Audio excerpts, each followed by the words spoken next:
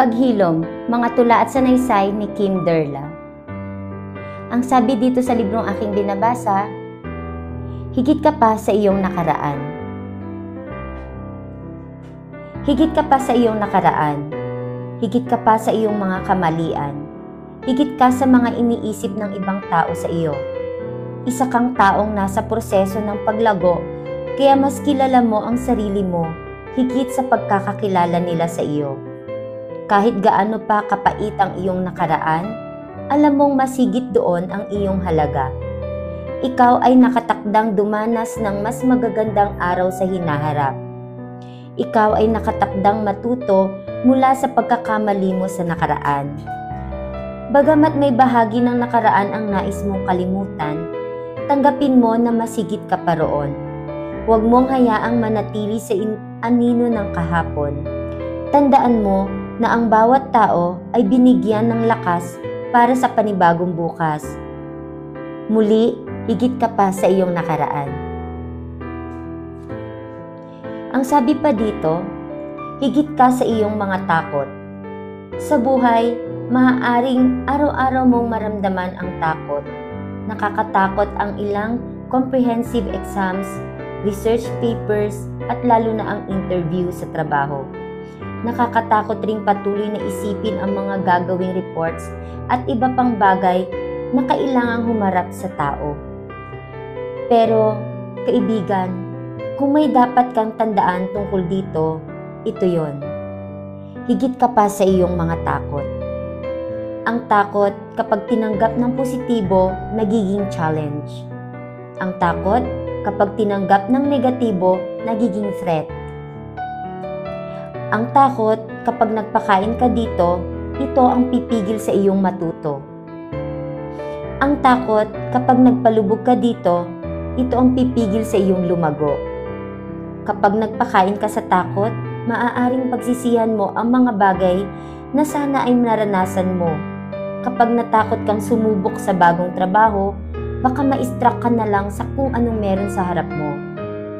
Kapag natakot kang sumubok sa passion mo, baka makalimutan ka na lang din ang passion na iyon. Maraming pwedeng mawala kapag hinayaan mong maghari ang takot sa iyong buhay.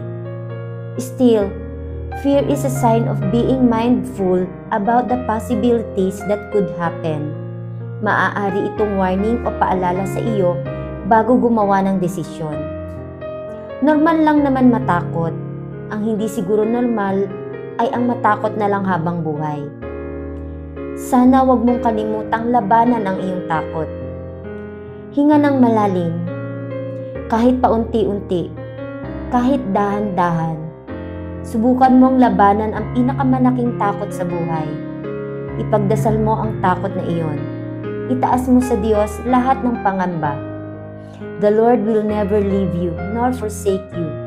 God will never give you challenges that you couldn't accomplish.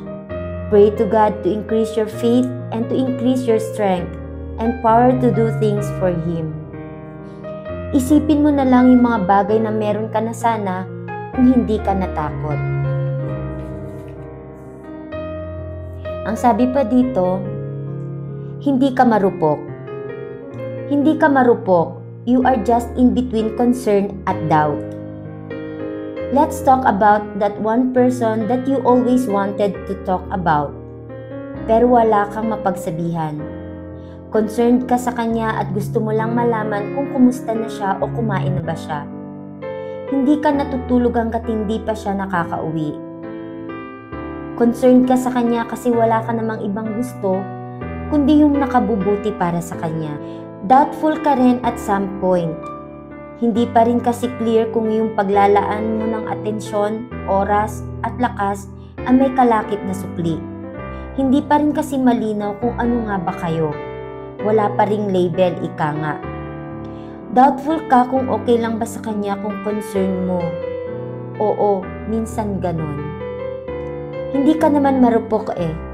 May panahon lang na gusto mong dumistansya sa kanya kasi ayaw mo nang umasa. May panahon nga lang rin na bigla ulit siyang darating at paiibigin kang muli. Kaya hayon, balik sa dating gawi. Minsan, sa hindi inaasahang panahon, dun kahit sumasaya. Hindi ka naman marupok.